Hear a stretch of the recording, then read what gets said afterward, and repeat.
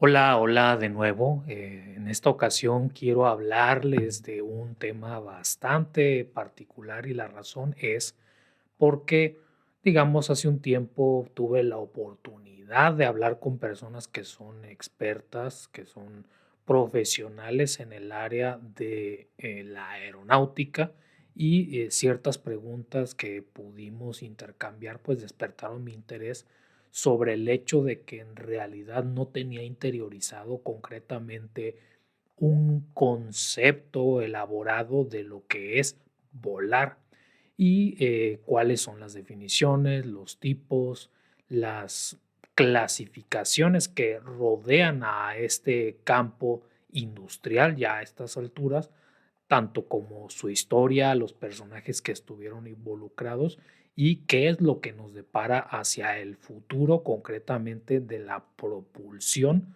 de aeronaves.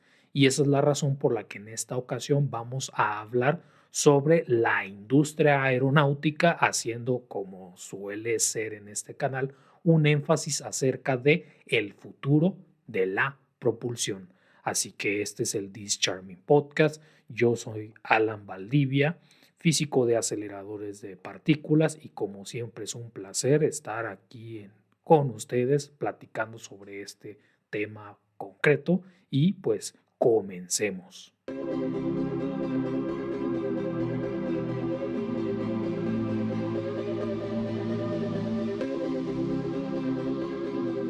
Por supuesto que tendríamos que iniciar con la pregunta de qué es volar, porque, bueno, podrías decir que es de alguna u otra manera la capacidad de viajar por el aire en concreto, ¿no? Y podría estar de acuerdo contigo, pero resulta que es un proceso más interesante de lo que parece a simple vista. Para empezar, pues por volar nos referimos al proceso por el cual un objeto se desplaza a través del espacio. En general, no hablamos aquí nada más del espacio exterior, sino en general del espacio.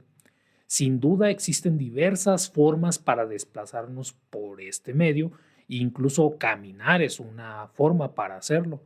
Lo crucial es lo siguiente: el desplazamiento al volar debe ocurrir sin contacto con ningún tipo de superficie.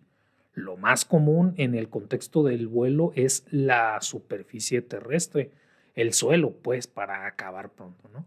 Cumpliéndose lo anterior, podemos decir que es lo que conocemos como vuelo, ¿no?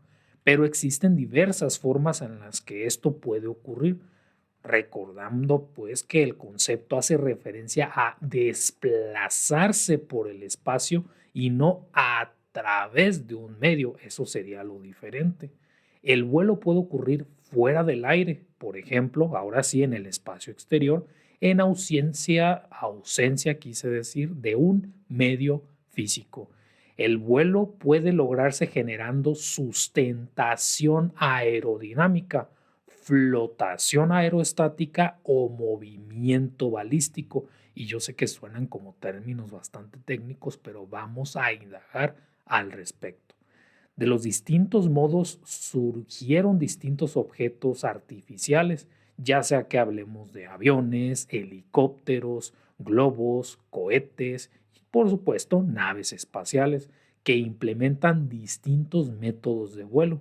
Ahora no solo se trata de pensar en objetos artificiales creados por la inventiva humana.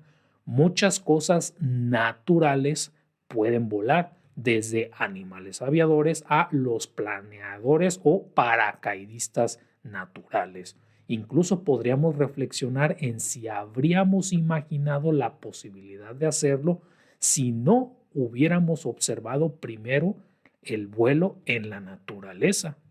Aun cuando nuestro cuerpo no tiene la capacidad de volar, nuestra mente sí, pues eventualmente descubrimos cómo lograrlo, superando nuestras limitaciones físicas. Pero ¿cómo fue posible? Pues comencemos por los principios básicos, porque seguramente has tenido la oportunidad de observar un globo aerostático. Quizá no directamente a la mejor, pero al menos puedes visualizarlo. Si te preguntas cómo es que logra volar, quizá respondas solamente, pues, porque flota. Y sí, pero no es toda la historia. Para entender por qué es posible flotar, debemos comenzar por los principios. A ver, imagina un tubo vertical liviano colocado en la palma de tu mano, seguramente usando tu otra mano para estabilizarlo, ¿no? Porque si no se te va a caer. Si al tubo le agregas un fluido con tu otra mano, porque supongo que tienes tres manos, notarás que la columna que se forma ejerce una presión que aumenta con la altura del fluido, evidentemente producto del peso del fluido. El punto es que asumo que no estamos en una estación espacial internacional como para que el peso no influya, ¿verdad? Si consideraras colocar la palma de tu mano no solo en el fondo, sino en cualquier altura, notarías cómo es que la presión disminuye hasta que no la sientes más en la parte superior, donde no habría fluido sobre la palma de tu mano. Ningún fluido. A ver, piénsalo un momento, ¿no? A propósito, evité hablar de agua, que sería como que el fluido más común, pero no dije que tuviera que ser líquido. El que no puedas notarlo no implica que esté ahí. El que sea líquido no implica que no sea un fluido. Me refiero, por supuesto, al aire.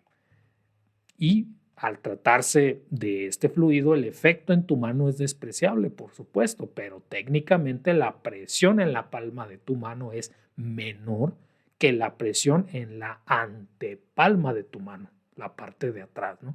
Sin embargo, si la diferencia en la presión no fuera despreciable, un objeto sumergido, ya no tu mano, pero un objeto un poco más extenso, en un fluido, experimentaría un efecto producido por esta diferencia de presión, ejerciendo una fuerza neta hacia arriba sobre el objeto. Neta, te lo juro por Madonna que eso pasaría. Nuestra comprensión no se limita a entender la dirección de la fuerza, sino también la magnitud de esta fuerza, que es como explica el principio de Arquímedes, proporcional a la diferencia de presión y equivalente al peso del fluido expulsado. Y como el aire pesa, pero pesa poquito, no ocurre que tu mano salga disparada hacia el cielo y eso que está pegada a tu cuerpo, ¿no? Creo que esa es la principal limitante. Pero, ¿debe importar el peso del objeto? No, por supuesto. Dado que la fuerza neta depende del peso del fluido, si la densidad es mayor que la del fluido en el que está sumergido, pues se hundirá. Y si es menor, lo adivinaste, flotará. En el sentido opuesto resulta útil para estimar densidades.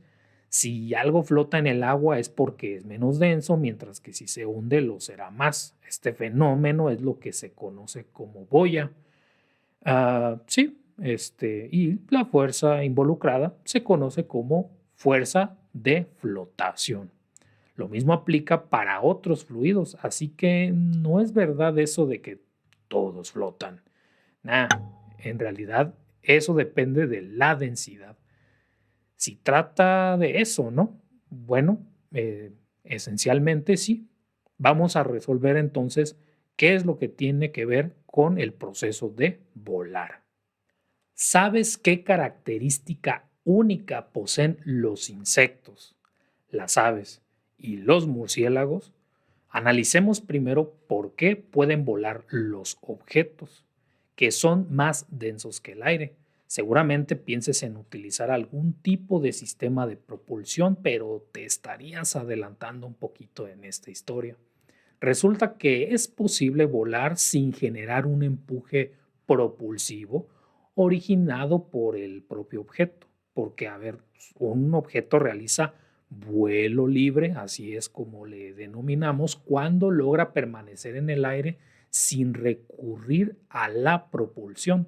Usa la sustentación que le proporciona su aerodinámica, no su flotabilidad, pues sería su aerostática la responsable del vuelo, aunque también contribuye.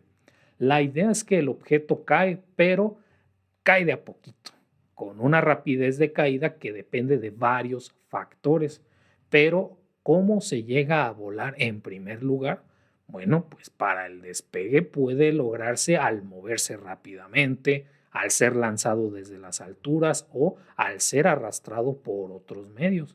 A este tipo particular de vuelo se le denomina planeación o, como dijo Buzz Lightyear, caer con estilo. No hablamos solamente de objetos inanimados, no, no, no, porque los animales pueden planear. Son capaces de deslizarse, digamos, entre árboles, por ejemplo, utilizando las membranas de sus extremidades, logrando algunos volar cientos de metros al caer muy, muy despacio. Ejemplos, claro que los tenemos. Las ranas voladoras que utilizan sus patas palmeadas, los lagartos voladores que despliegan sus costillas y las serpientes voladoras que igual utilizan sus costillas. Por supuesto que no son los únicos que pueden planear, o sea, lo pueden hacer las aves. El primer ejemplo en el que podrías pensar también lo pueden los insectos, el primer grupo de animales en desarrollar el vuelo, por cierto, y los murciélagos, el único y primer mamífero que puede volar. Los reptiles conocidos como pterosaurios no lograron llegar a tener este reconocimiento, digamos, porque igual que el premio Nobel, no lo entregamos de manera póstuma, ¿no? Ya se extinguieron. La razón por la que no los mencionamos es no porque no puedan planear, sino porque es una forma pasiva del vuelo, sino que pueden volar de manera activa, sustentándose por su propia potencia. La mayoría de las aves y todos los aviones con motor necesitan una fuente de propulsión para elevarse. Los únicos grupos de seres vivos que utilizan vuelo activo son las aves, los insectos y los murciélagos, y esto los hace particularmente especiales porque pues tienen la capacidad de volar o de cancelar todos los vuelos, pero por otras razones. Pero continuemos con la historia. Pregunto, ¿levitar es acaso una forma de vuelo? Yo sé que quizá ya lo habías comenzado a pensar si tanto estamos hablando de este concepto, pero para responderlo tendríamos que comenzar analizando cómo es que es posible la levitación. En primer lugar, ¿no? Se puede levitar pudiendo de alguna manera mediante una fuerza fundamental como la magnética o electrostática, o también puede ser no una fundamental, pero una fuerza reactiva como la óptica, flotante, aerodinámica o hidrodinámica. La levitación excluye la flotación en la superficie de un líquido porque el líquido proporciona soporte mecánico directo. La levitación pues también excluye el vuelo en suspensión de los insectos como los colibríes, bueno, estos no son insectos pues, pero los insectos, colibríes, helicópteros, cohetes y globos porque el objeto proporciona su propia fuerza de que contrarresta pues a la gravitacional. El transporte de levitación magnética, concretamente que serían los ejemplos de aplicaciones interesantes como el tipo maglev, que literalmente viene del inglés magnetic levitation, es un sistema de transporte que incluye la suspensión, guía y propulsión de vehículos, principalmente trenes, utilizando un gran número de imanes para la sustentación y la propulsión a base precisamente de levitación magnética. Y este método es, digamos, tiene la ventaja de ser más rápido, silencioso y suave que los sistemas de transporte público sobre ruedas convencionales. Normalmente el problema pues es más bien un tema económico, ¿verdad? La tecnología de levitación magnética tiene el potencial de superar varios miles, o sea, por lo menos del orden de unos 6,000 kilómetros por hora, y si se llegan a realizar en un túnel al vacío, por ejemplo. Cuando no se utiliza un túnel al vacío, el consumo de energía necesario para la levitación no suele representar una gran parte del total, ya que la mayoría del consumo de energía se emplea para superar la resistencia del aire, al igual que con cualquier otro tren de alta velocidad. La mayor velocidad obtenida hasta ahora ha sido de unos cuantos cientos de kilómetros por hora, por lo menos más de 600 en la ruta de Yamanashi, si es que así es que se pronuncia, el año 2015, ¿no? Pero seguramente será un récord que se estará superando en múltiples ocasiones. Unos días antes, también en ese mismo año, pues había otro tipo de récords que eran equiparables a este, pero es nada más para que nos demos una idea, no para tenerlos necesariamente en la memoria. La razón por la que podría o no ser la levitación una forma de vuelo, que es la razón por la que lo estoy mencionando, tiene que ver con la definición de superficie de contacto, que ya adelanté un poquito que esto era importante. Incluso si nos limitamos a un contacto físico, debemos recordar que en última instancia lo que llamamos así contacto físico consiste de una interacción electromagnética, aun cuando lo estemos haciendo con nuestras manos, por ejemplo. Me refiero a nivel atómico, ¿no? Lo que nos interesa entonces es preguntarnos, pues, si bajo estas circunstancias tú considerarías o no considerarías a la levitación como una forma de vuelo, pero eso no nos detiene para seguir analizando el concepto. Cuando clasificamos el vuelo, la relación del objeto que lo emprende con el espacio por el que se desplaza no es el único criterio a considerar. Resulta que tendríamos que pensar pues qué otros criterios se podrían utilizar para clasificar las distintas formas y si le preguntáramos a la ingeniería espacial, el vuelo lo subdividiría en tres, por lo menos, ¿no? En la aeronáutica, la astronáutica y la balística. Si pensamos en la aeronáutica, que corresponde al estudio de los vehículos que se desplazan por la atmósfera, y la astronáutica trata del estudio de los vehículos que viajan por el espacio exterior. Quizá podríamos pensar que bastarían estas dos categorías. ¿Por qué separar a la balística como una categoría adicional? Bueno, pues porque resulta que la balística se diferencia del resto de categorías al estudiar el tipo de vuelo de los objetos que al dejar la fuente que les impulsó en primer lugar, no puede ser dirigido de forma externa, ni cuenta con un mecanismo de impulso adicional. Es decir, el objeto en cuestión es un proyectil. La balística entonces es el campo de la mecánica que se ocupa del lanzamiento, el impacto y el comportamiento de los proyectiles. ¿Cuáles son ejemplos de proyectiles? Pues, por ejemplo, las balas, bombas y cohetes. Comparado con otras formas de vuelo, podrías pensar que la ciencia o el arte de diseñar y acelerar proyectiles con el fin de lograr un rendimiento deseado que es intrínsecamente más sencillo, no necesariamente es de esa forma, ¿no?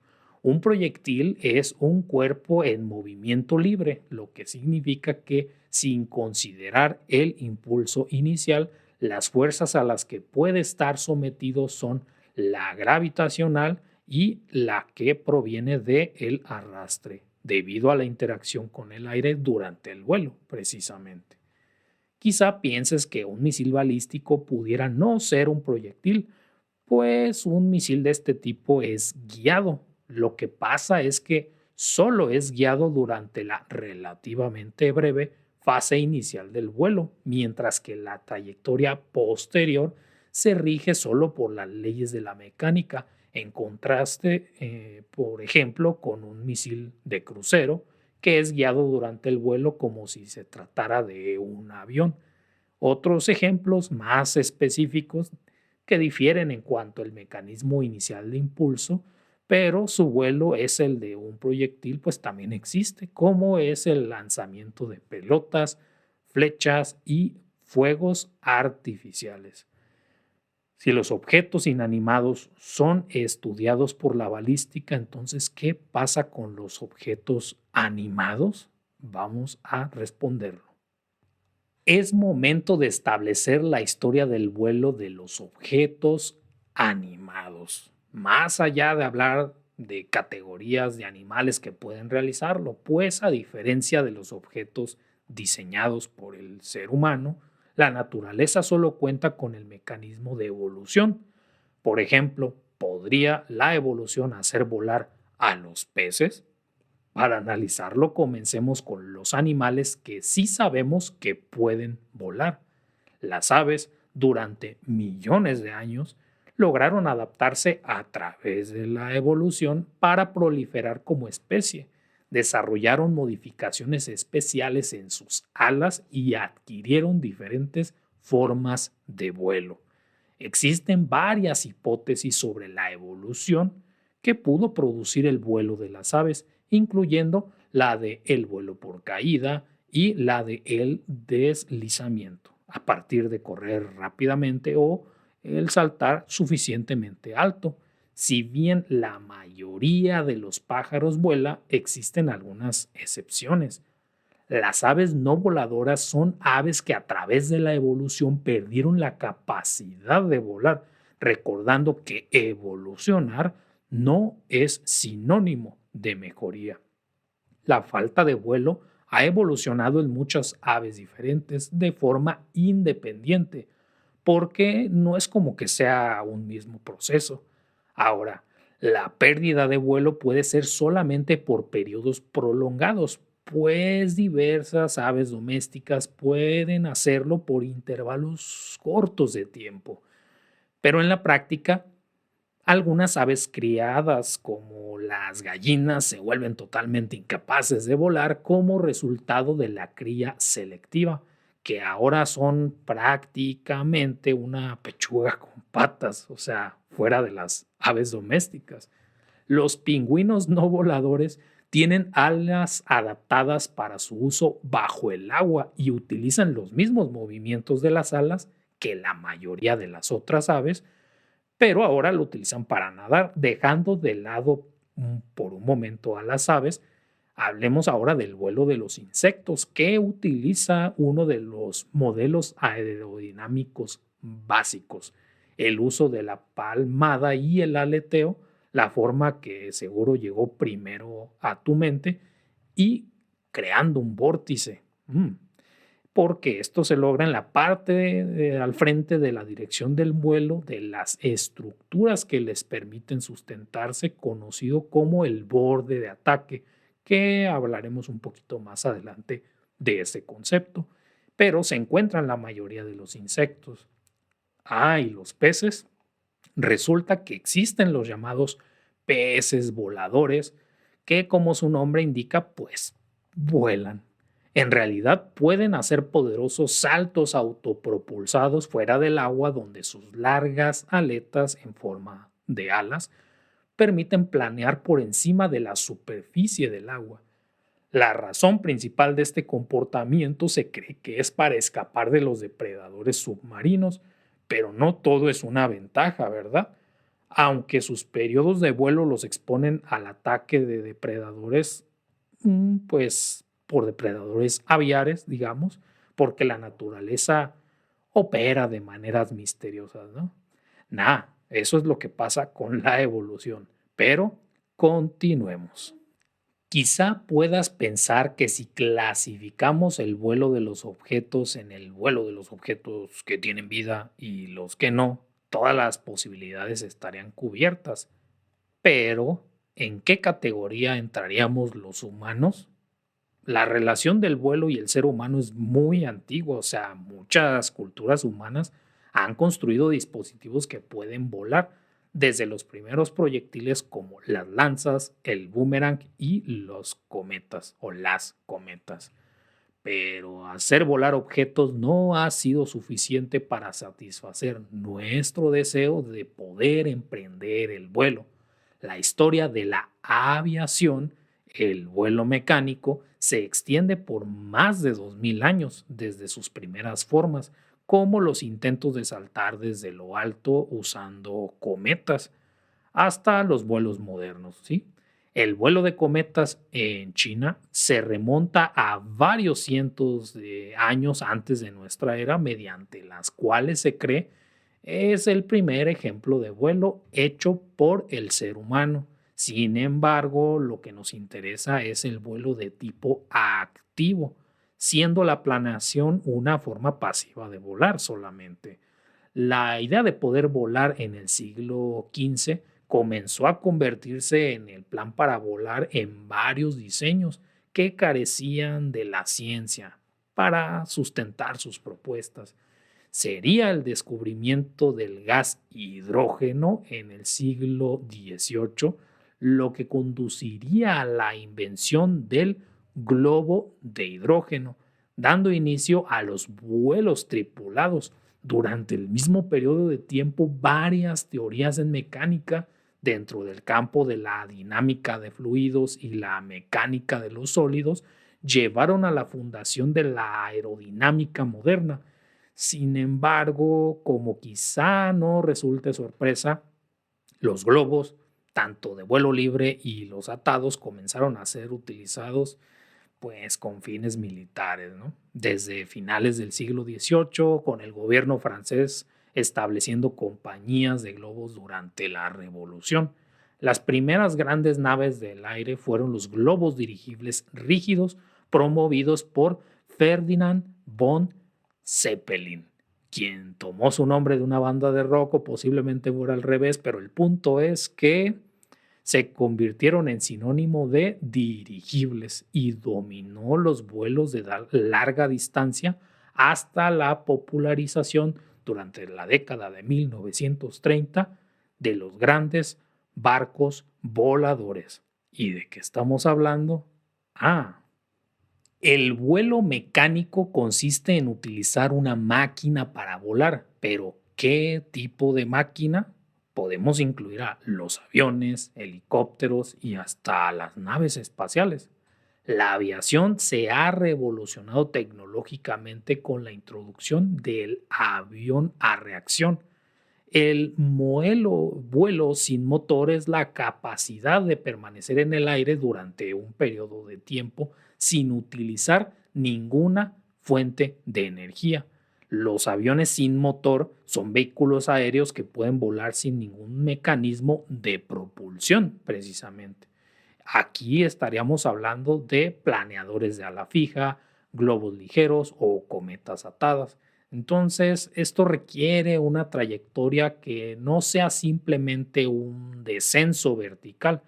En el caso de las cometas, la sustentación se obtiene mediante el amarre de un objeto fijo o en movimiento. En el caso de los globos, la elevación se obtiene a través de la flotabilidad que es inherente a este tipo de objetos. Y las aeronaves que planean, pues incluyen precisamente planeadores, alas delta o parapentes. Quizá alguno de estos te suene, ¿no?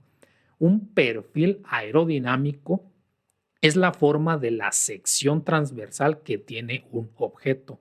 Sección transversal sería como, pues, no sé, cortarlo como, pues, a la mitad, por así decirlo, para ver su interior. Es un poco complicado describirlo en realidad. Pero el punto es que este perfil aerodinámico es lo que caracteriza que un movimiento a través de un gas sea capaz de generar una sustentación significativa, porque a ver, un cuerpo sólido moviéndose a través de un fluido produce una fuerza aerodinámica. La componente de esta fuerza se denomina sustentación. La componente paralela sería otra, ¿no? Aquí estamos hablando de la perpendicular, ¿sí? Hacia arriba, para acabar pronto, esta sería la sustentación. Pero si hablamos de la componente paralela al movimiento, o al menos a la velocidad relativa de la corriente del aire, en este caso, a esa se le denomina resistencia, porque estamos atravesando un medio. Entonces, un perfil aerodinámico es una forma capaz de generar más sustentación que resistencia, porque si fuera al revés, pues simplemente el vuelo no se puede lograr, ¿no? Los perfiles aéreos diseñados para su uso a diferentes velocidades difieren en su geometría. Las láminas de función similar diseñadas con agua se denominan hidroplanos. La sustentación de un perfil aerodinámico es resultado de su ángulo de ataque. Cuando se orienta el ángulo adecuado, desvía el aire que se aproxima, lo que resulta en una fuerza sobre este perfil aerodinámico en la dirección opuesta a la desviación. Entonces, a esta fuerza se conoce como fuerza aerodinámica y puede resolverse en estos dos componentes que ya mencioné, la sustentación y la resistencia. La mayoría de las formas requieren de un ángulo de ataque que se denominaría pues positivo, ¿no? Por la forma, para generar esta sustentación. Pero los perfiles aerodinámicos que son un poquito más como abombados pueden generar sustentación con un ángulo de ataque cero. Este giro del aire crea líneas de corrientes curvas, lo cual resulta en una presión más baja en un lado que de otro de un determinado perfil. Y esto es lo que hace posible la sustentación. ¿Y cómo se traduce esto a las máquinas que logramos eventualmente como civilización construir? Vamos a averiguarlo. La aviación comenzó en el siglo XVIII, ¿sí? Con el desarrollo del globo de aire caliente, que es un aparato capaz de desplazarse por la atmósfera mediante flotabilidad, pero serían los experimentos con planeadores los que proporcionaron el trabajo de base para las naves más pesadas que el aire. Algunos de los avances más significativos se produjeron con el vuelo planeador controlado a finales del siglo XIX. Un gran paso en la importancia de estos desarrollos llegó con la construcción del primer avión con motor a principios del siglo XX. Quizá te suenen un par de hermanos muy famosos, ¿eh? No los hermanos Bros, sino los Wright. Los dos hermanos, Wilbur y Orville Wright, fueron ingenieros, inventores y pioneros en el mundo de la aviación y se les conoce pues por haber sido aviadores, no porque cobraran un sueldo sin trabajar, ¿verdad? En la nómina de una oficina de gobierno, o sea, no tiene que ver con eso, sino que fueron reconocidos mundialmente como los que inventaron, construyeron y volaron el primer aeroplano del mundo, de forma exitosa, claro. Aun cuando existe una cierta controversia sobre ello, pero independientemente de la controversia, su gran aporte a la aviación fue el control del viaje, ¿ok? Mediante el balanceo, fue el mecanismo que implementaron. A ver, como antes de eso no se controlaban los aviones o qué, es lo que podrías estar preguntando. Pues mira, hasta entonces los aviones existentes tenían diseños que los hacían difíciles de controlar por no haberse considerado la necesidad de inclinar las alas para cambiar de dirección, algo que a lo mejor ya te parecería lógico, pero en su momento pues no lo era, ¿verdad? Lo metódico y minucioso del trabajo de los Wright establecieron las bases para el vuelo de los aparatos más pesados que el aire, pero la historia no termina ahí, ¿eh? Los avances en la tecnología de motores y el entendimiento de la aerodinámica hicieron que fuera posible el vuelo empleando por primera vez un motor. La historia del avión a partir de finales de la primera década del siglo XX quedaría vinculada desde ese momento al desarrollo de los motores, dando lugar al denominado avión moderno. En la última parte del siglo XX, la llegada de la electrónica digital produciría los grandes avances en la instrumentación del vuelo y en el siglo XXI se podría prescindir por primera vez del ser humano, porque no había otra posibilidad de tenerles o tenernos como piloto, ¿no? Surgiendo los primeros drones que son no tripulados. Bueno, pues esto fue gracias a los controladores digitales. Aeronaves que intrínsecamente serían inestables, como las que involucran agitar las alas, ahora serían posibles. Las aeronaves pueden ser con alas fijas, rotatorias o de forma cambiante, o también podrían serlo sin alas, para las aves más ligeras que el aire, recordemos. La aviación es la actividad que rodea al vuelo mecánico, pero para poder hablar de una industria aerodinámica, en este caso aeronáutica, volar debía ser seguro, pero ¿qué se necesitaba para que la aeronáutica fuera segura? La dinámica de vuelo estudia el impacto de las fuerzas aerodinámicas sobre una aeronave, se trate de vehículos aéreos o se trate de vehículos espaciales. De la misma forma, estudia el rendimiento, la estabilidad y el control de los vehículos. Se ocupa de cómo las fuerzas que actúan sobre el vehículo determinan su posición y velocidad con respecto al tiempo.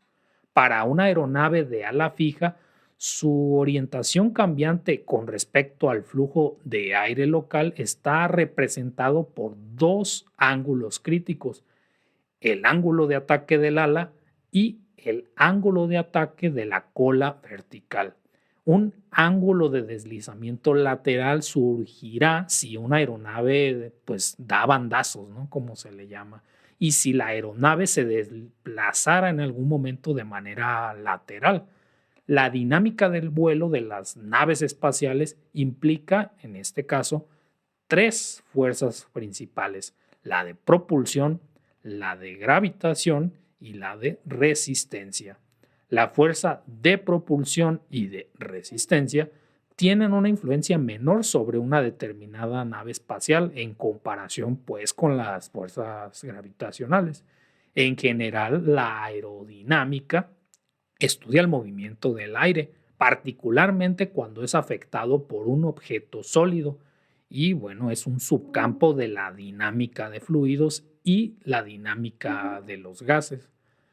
Un, digamos, uso a través de la aerodinámica, o el análisis que pudiera realizar la aerodinámica, mejor dicho, pues consistiría del análisis matemático, aproximaciones empíricas o experimentación en túneles de viento, pero también incluyendo simulaciones por computadora.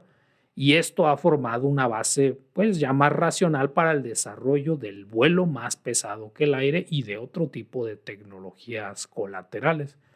Trabajos recientes en aerodinámica se han centrado en cuestiones relacionadas con el flujo compresible, la turbulencia y las capas límite. Un objeto más pesado que el aire, incluyendo pues animales, aviones y helicópteros, debe generar sustentación, ¿sí? ¿Por qué? Porque necesita superar su propio peso. Si no, no es posible hacer este tipo de vuelos. Las cuatro fuerzas relevantes para el vuelo entonces serían, que algunas ya las adelanté: la sustentación, el arrastre, el peso y el empuje. Pero ¿quién descubrió esto? ¿Quién fue la primera persona en poder entender de manera científica lo que involucra el vuelo? Vamos a verlo. Diseñador del primer planeador humano con éxito, descubridor de las cuatro fuerzas aerodinámicas del vuelo, considerado como el primer verdadero investigador aéreo científico y una de las personas más importantes en la historia de la aeronáutica, ingeniero, inventor y aviador, Sir George Carley. Considerado por muchos la primera persona en comprender los principios y fuerzas subyacentes del vuelo, estudió científicamente el vuelo en la primera mitad del siglo XIX y en la segunda mitad del siglo también, en realidad.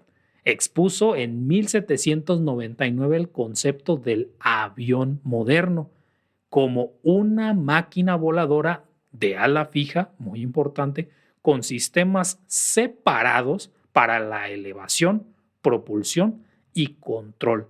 Esta es la clave de la definición. Fue pionero en la ingeniería aeronáutica y se conoce pues como el padre de la aviación, similar a Otto Lindenthal, ingeniero industrial y aeronáutico, quien realizó más de cientos de vuelos en planeador, pues, pero fue también uno de los pioneros en entender el vuelo, así que también los mencionamos.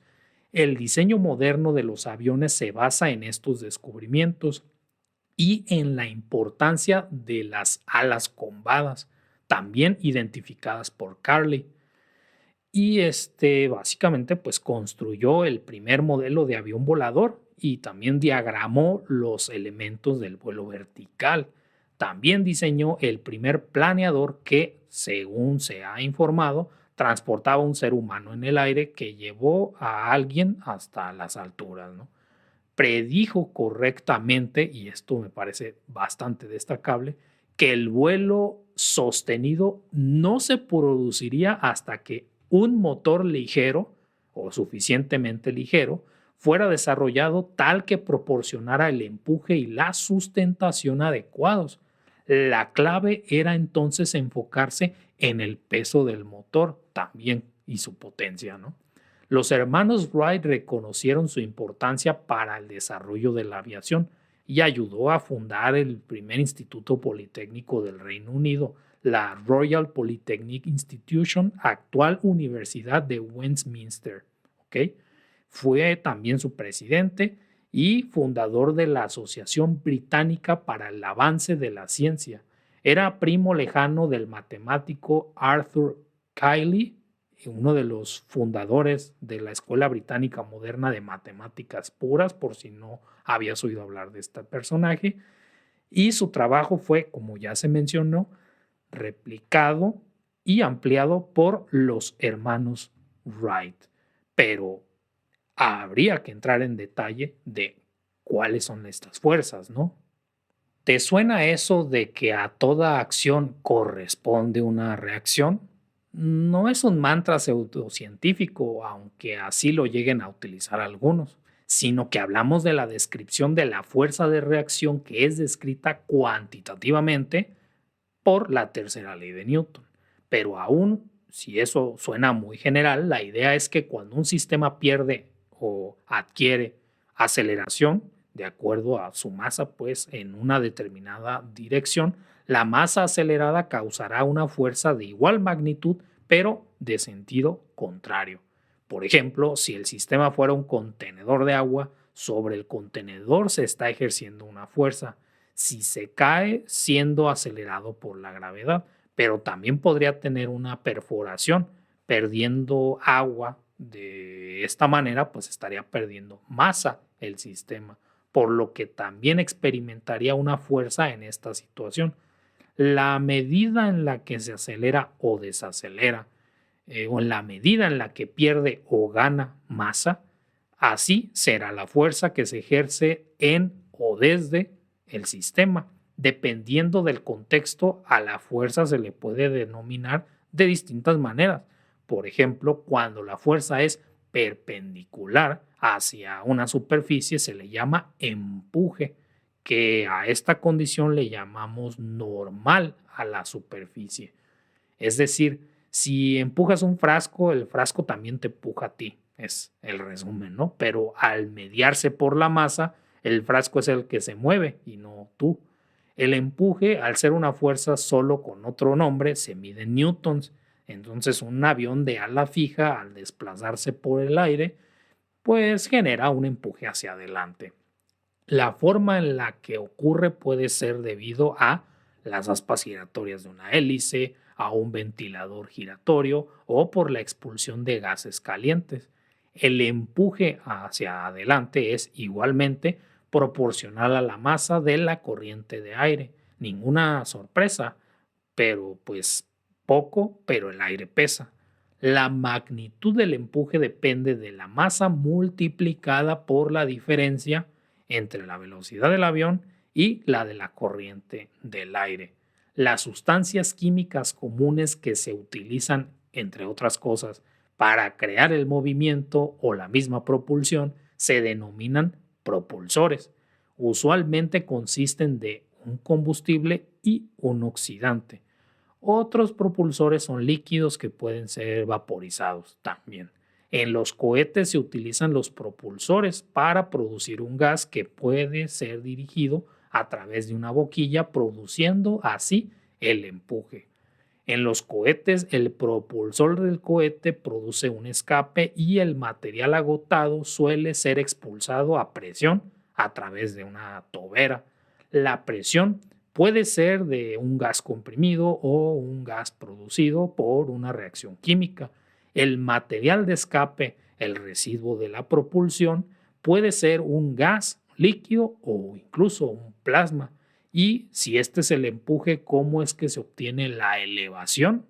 Fluir y elevarte alto no es un tema de charlatanes, sino de la dinámica de fluidos. Un fluido, pues, que fluye alrededor de la superficie de un objeto, ejerce una fuerza sobre éste. A la componente de la fuerza generada por el flujo, que es perpendicular a la dirección que se le asigna al flujo, se le llama fuerza de elevación. Al resto de la fuerza, no la componente perpendicular, sino la paralela a la dirección del flujo, se le denomina fuerza de arrastre. La sustentación actúa convencionalmente en dirección ascendente, para arriba, pues, para contrarrestar la fuerza de gravedad, pero puede actuar en cualquier dirección, siempre y cuando, pues, el ángulo de este, pues, movimiento, pues, sea el adecuado. Si el fluido que circula es aire, la fuerza en general se le llama fuerza aerodinámica.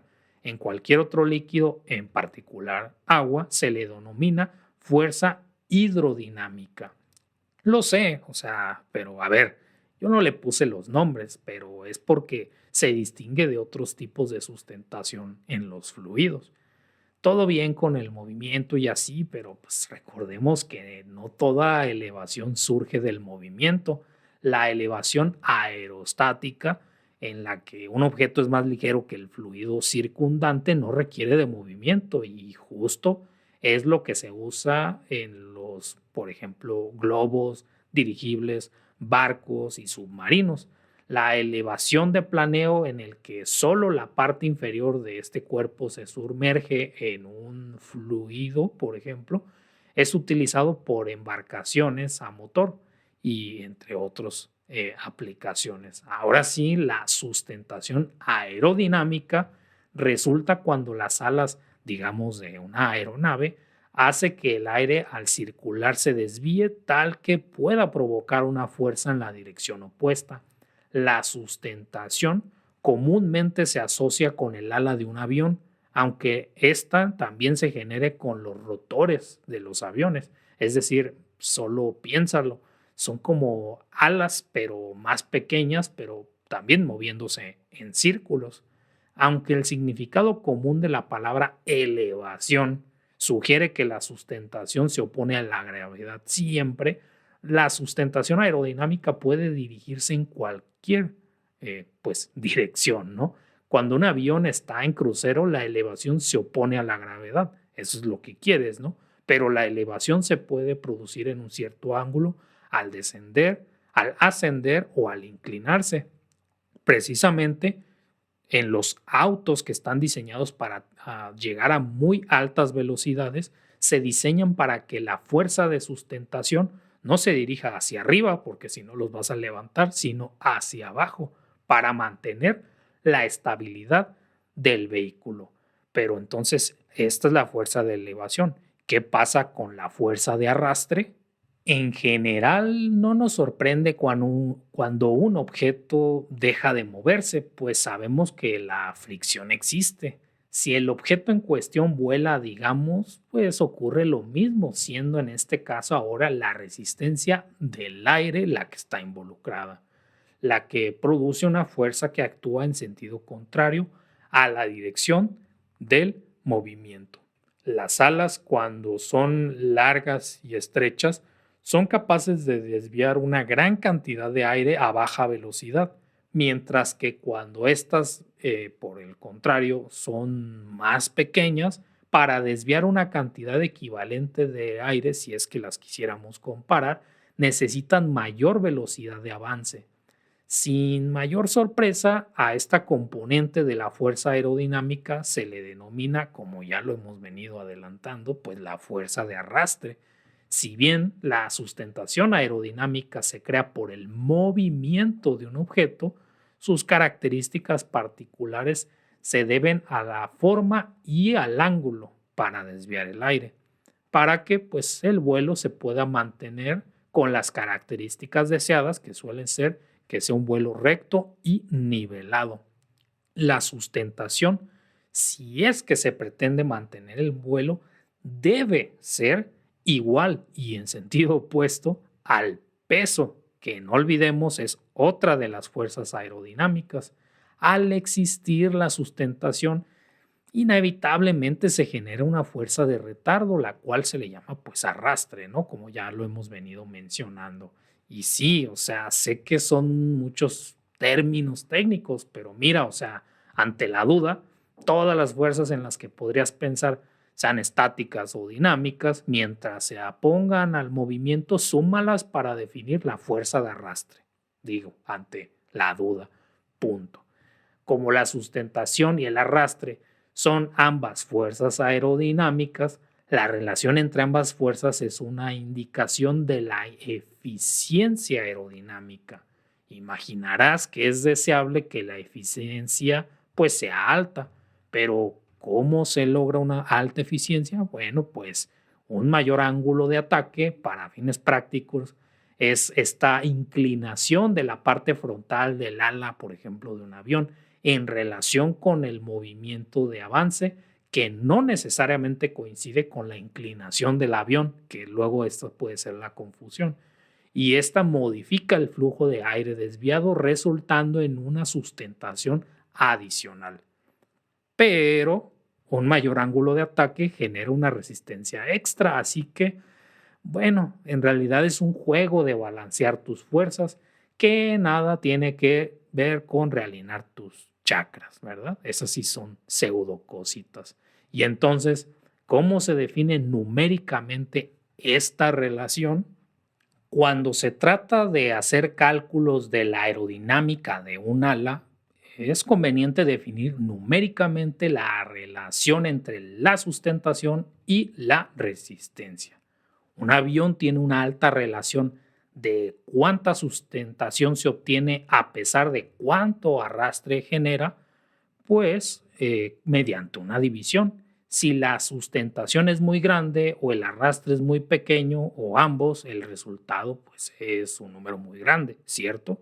Al ser ambas cantidades de naturaleza vectorial, es decir, que tienen una cierta magnitud y dirección, es la magnitud de una la que se divide por la otra. Sus unidades pues son precisamente de fuerza, o sea, newtons en el sistema internacional.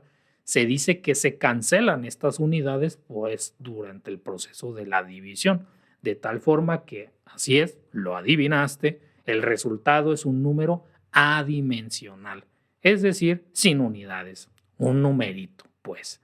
Pero no es el único cociente de interés. La relación empuje-peso, que también es una relación adimensional, pero ahora del empuje al peso, se puede definir, por ejemplo, para un vehículo propulsado por motor. La idea es que sirva como un indicador del rendimiento del motor o del vehículo. La relación instantánea del empuje-peso de un vehículo varía continuamente durante el funcionamiento debido al consumo progresivo pues del combustible, porque obviamente el combustible pesa y no solo pagarlo, ¿verdad? Y en algunos casos puede existir un gradiente de gravedad, o sea, una diferencia entre la atracción gravitacional según, por ejemplo, a qué distancia nos encontremos de tierra firme. La relación empuje-peso basada en el empuje y peso iniciales a menudo se publica para utilizarse como cifra de mérito, pudiendo comparar en numeritos el rendimiento inicial de un vehículo. La relación empuje-peso aplica tanto para cohetes, motores y propulsores y la idea fundamental es la misma.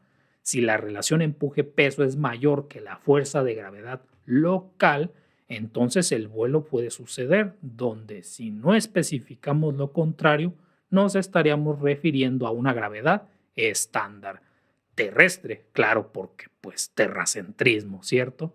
Si la relación empuje-peso multiplicada por la relación sustentación-arrastre, que por cierto se obtiene de manera similar, es mayor que la gravedad local, entonces el despegue utilizando la sustentación aerodinámica es posible.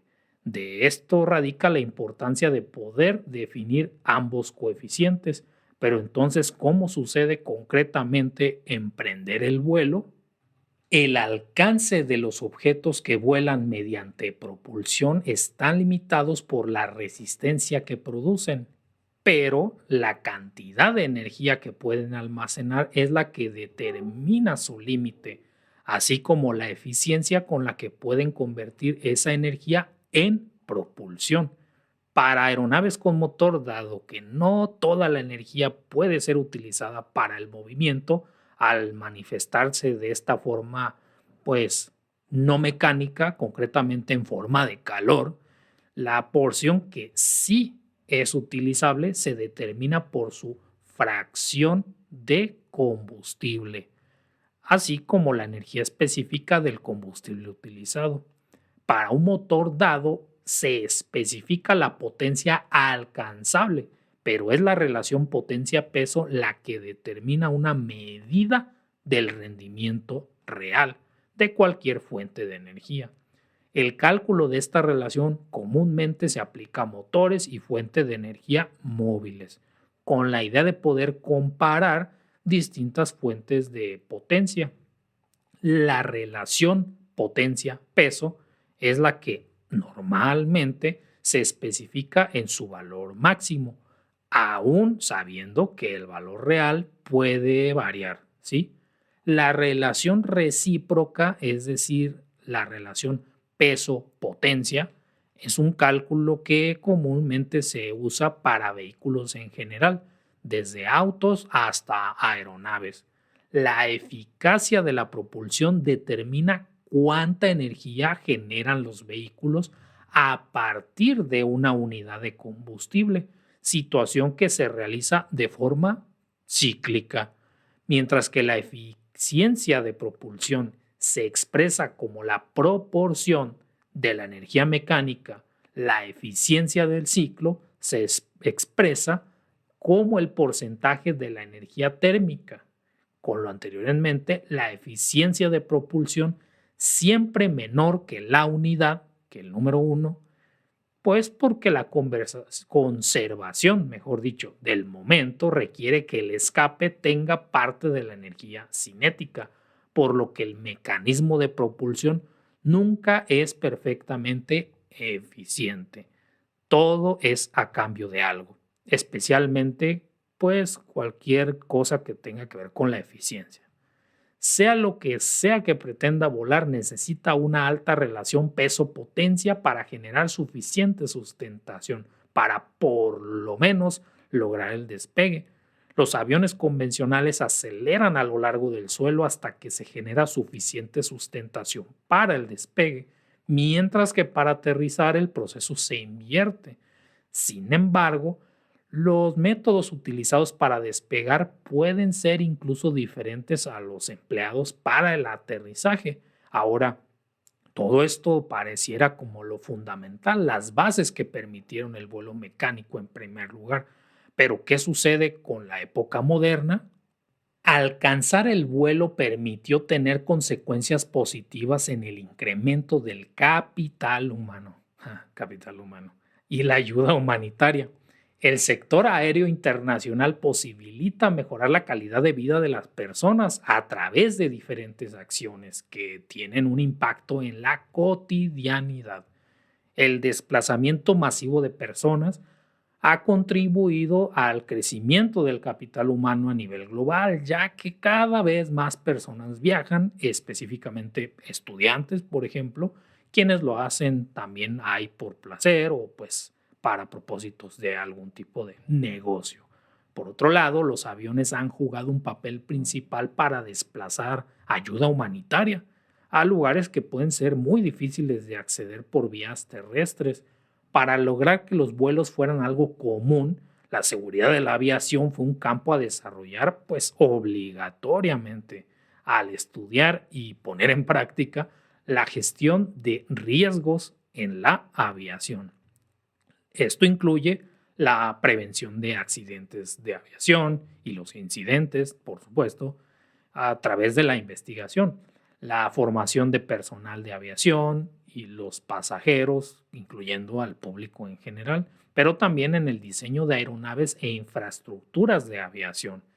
El sector de la aviación está sujeta a una importante reglamentación y supervisión, centrándose en la protección de los viajeros aéreos, las aeronaves y también la infraestructura. También incluye, por supuesto, investigar el tema de los daños intencionados o algún tipo de perturbación y es algo que está dentro del campo de la seguridad aérea, que justamente es un término que abarca la teoría, la investigación y la categorización de los fallos en los vuelos. También está involucrada la prevención de estos fallos mediante la regulación, la educación y la formación. O sea, no solo se dedican a pintar cajas de negro, que en realidad son naranjas, pero ese es otro punto, ¿no? También puede aplicarse en el contexto de campañas que informan al público en cuanto a la seguridad de los viajes aéreos. Sin embargo, en algún momento de la historia, después de la segunda conferencia de paz mundial, que pues obviamente no me refiero a eso, los barcos voladores fueron a su vez sustituidos por aviones terrestres y el nuevo e inmensamente potente motor a reacción revolucionó tanto los viajes aéreos civiles como, oh rayos, como no lo vimos venir, la aviación militar.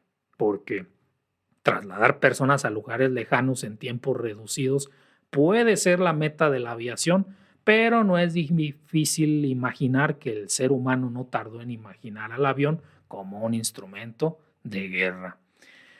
Pero, independientemente de su aplicación, se requieren pues sistemas de navegación, ¿cierto? Porque si no, la seguridad no es posible. Así que vamos con este interesante top. Posición, orientación y control. Son las mediciones indispensables para navegar, pero el ser humano no cuenta con sentidos suficientes, por lo que ha sido necesario desarrollar sistemas para calcular lo que sea que se necesite para volar. Por eso, This Charming Quark presenta el top 100 de los sistemas de navegación. Comenzamos. En el número 100 tenemos a las brújulas, que es un dispositivo que muestra los puntos cardinales utilizados para la navegación y orientación geográfica. Suele consistir de una aguja magnetizada u otro elemento como una tarjeta de brújula o una rosa de los vientos, que puede pivotar para alinearse con el norte magnético, no confundir con el norte geográfico. Entre los cuatro grandes inventos, la brújula magnética se inventó originalmente como un dispositivo para la adivinación, nunca lo hubiera adivinado, ya en la dinastía china de Han, desde desde el año 206 antes de nuestra era. Supongo que pretendía orientarte en la vida, ¿no? Pues o no sé, pero posteriormente fue adoptado para la navegación. El primer uso de la brújula registrado en Europa Occidental ocurriría alrededor de 1190. Supongo que tardaron en aprender que podían usar la brújula para no solo viajar al norte. En el número 11 tenemos a LORAN, un sistema de radionavegación hiperbólica que proporcionaba un alcance de hasta 2.400 kilómetros, con una precisión de decenas de kilómetros, que encontró su principal uso en los barcos y aviones de la Segunda Guerra Mundial.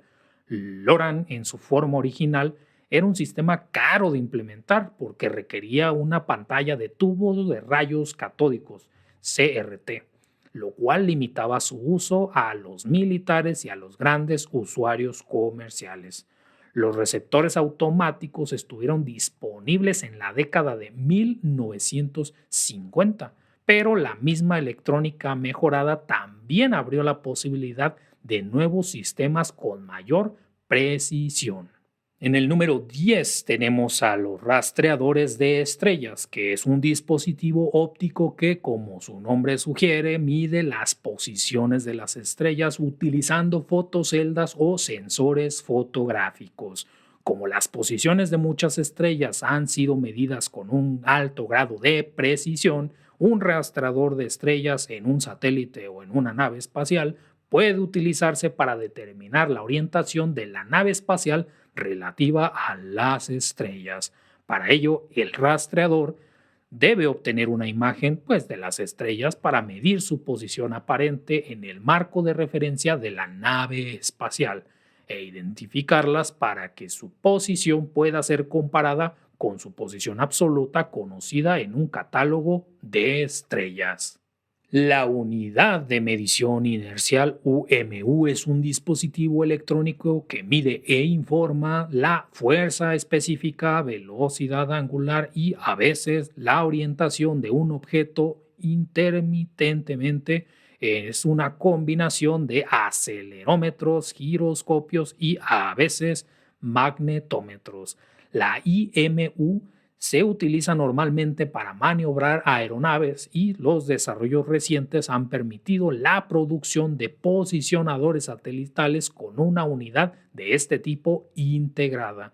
La idea es permitir que un receptor de posicionamiento satelital funcione cuando las señales que le permiten operar no estén disponibles, por ejemplo, en túneles, en el interior de edificios o cuando haya interferencias electrónicas.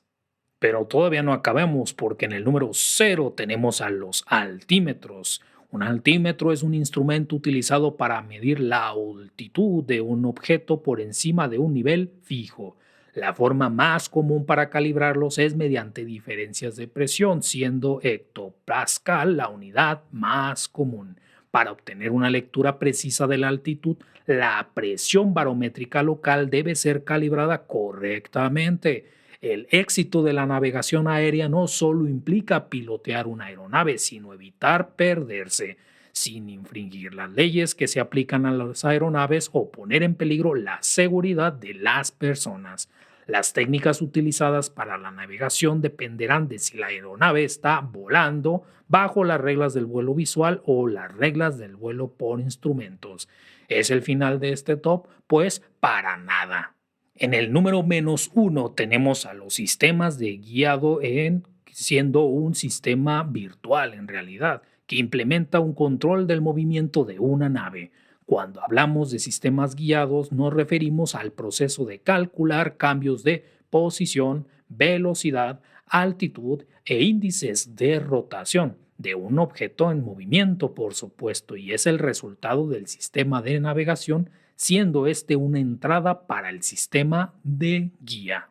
En la posición -01 tenemos a los sistemas de control de vuelo, que consisten de las superficies de control de vuelo, los respectivos mandos de la cabina, los enlaces de conexión y los mecanismos de funcionamiento necesarios para controlar la dirección de la aeronave en el vuelo. Los controladores de los motores de las aeronaves son también considerados como controles de vuelo, ya que modifican la velocidad. Y ahora sí, por último, en la posición -11 tenemos a los geoposicionadores satelitales, que son los sistemas modernos por excelencia. Sí, en plural, porque el GPS es uno de los sistemas. Funciona como sistema de radionavegación por satélite propiedad del gobierno de los Estados Unidos. Es operado por sus fuerzas especiales, el cual proporciona geolocalización e informa también la zona horaria a un receptor en cualquier lugar o cerca de la Tierra, donde exista una línea de visión sin obstáculos o por lo menos 4 satélites GPS. Originalmente se limitó a su uso militar, pero se permitió el uso civil tras una orden ejecutiva. Luego de un incidente de vuelo, al ser propiedad del imperio, puede selectivamente negársele el acceso a cualquier sistema o degradar el servicio en cualquier momento. En respuesta, varios países han desarrollado sus propios sistemas globales o regionales, pues siendo el sistema ruso uno de ellos, desarrollado simultáneamente al del GPS, aunque originalmente carecía de cobertura completa, eventualmente lo logró, el denominado GLONASS con doble S al final. Puede añadirse a los dispositivos GPS, ampliando los satélites disponibles, permitiendo que las posiciones sean obtenidas con mayor rapidez y precisión, alrededor de 2 metros para ser más precisos.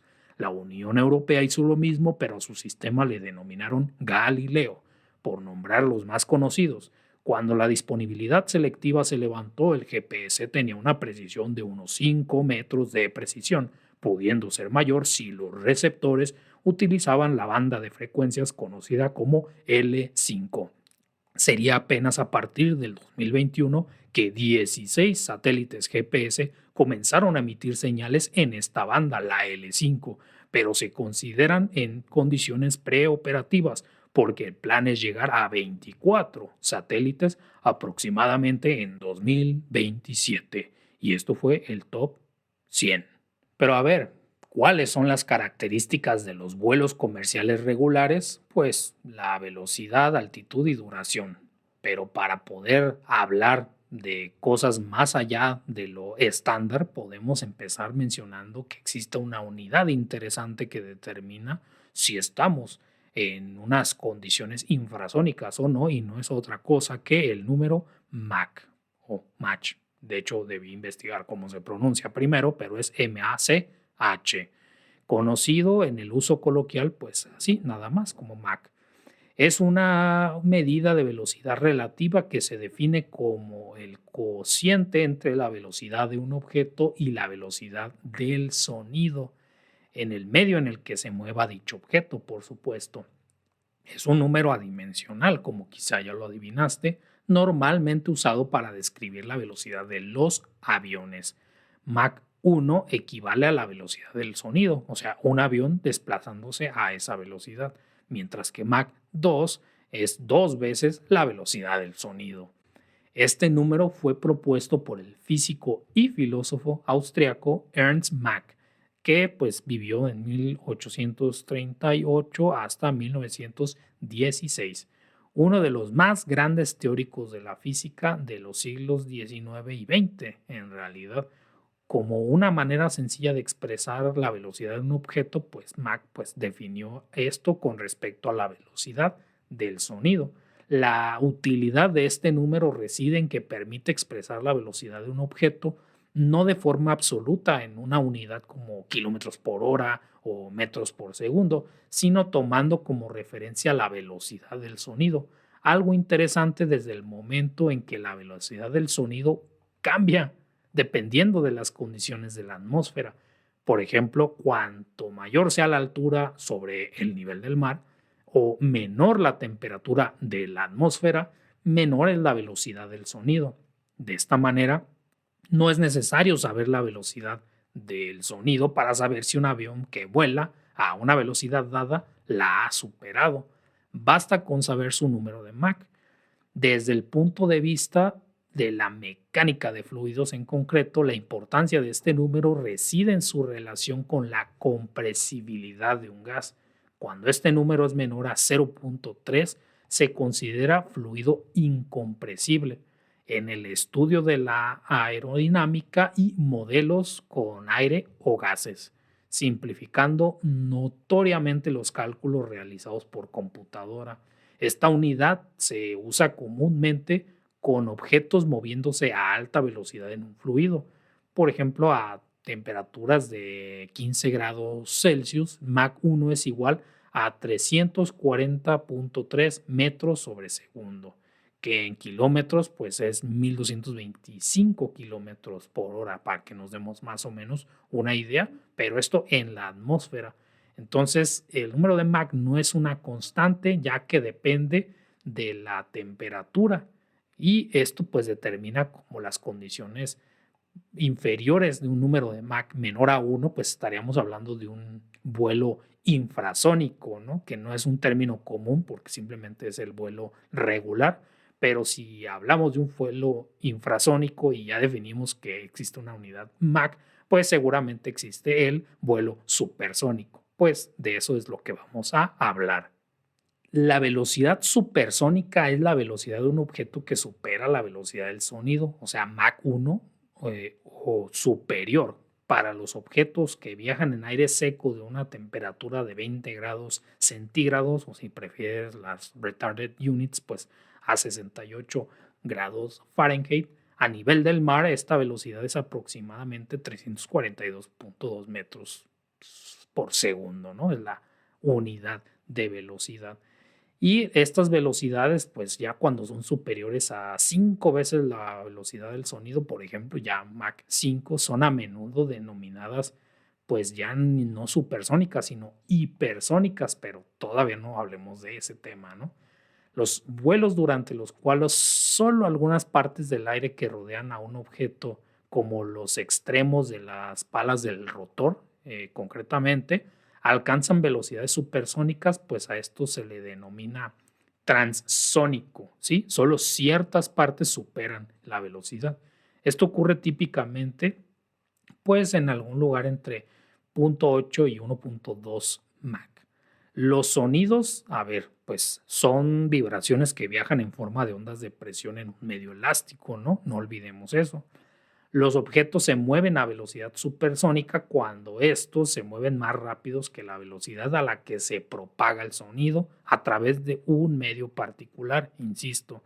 En los gases el sonido viaja longitudinalmente a diferentes velocidades, principalmente dependiendo de la masa molecular y también la temperatura del gas, pero pues la presión tiene un efecto, pero poco. Como la temperatura del aire y la composición varían significativamente con la altitud, la velocidad del sonido y los números Mach para un objeto en movimiento constante pueden cambiar. En el agua, que también es un fluido a temperatura ambiente, la velocidad supersónica puede considerarse pues cualquier velocidad superior a 1.44 metros por segundo, concretamente. En los sólidos, que también por esto se propaga el sonido, las ondas sonoras pueden ser incluso polarizadas longitudinal o transversalmente y tener velocidades aún más altas. La fractura supersónica entonces es un movimiento que pues se produce o un efecto que se produce cuando el movimiento es más rápido que la velocidad del sonido en un cierto material. Y esto es como muy característico porque se forma una especie de cono y es como que lo que de pronto en la cultura popular se conoce un poco más, ¿no? Pero el punto es que el vuelo supersónico está asociado con esta formación de ondas de choque que producen un boom sónico, por llamarle de alguna forma, pudiendo ser escuchado desde el suelo y frecuentemente pues sorprende, ¿no? Cuando se llega a escuchar. Esta onda de choque requiere mucha energía para por lo menos crearse y esto hace que el vuelo supersónico sea generalmente menos eficiente, ¿no? Porque si tanta energía se está utilizando para hacer esta onda de choque y no en el vuelo mismo, pues hay un desperdicio. Pero a ver, entonces, ¿qué es lo que determina o qué sucede en las condiciones del vuelo hipersónico?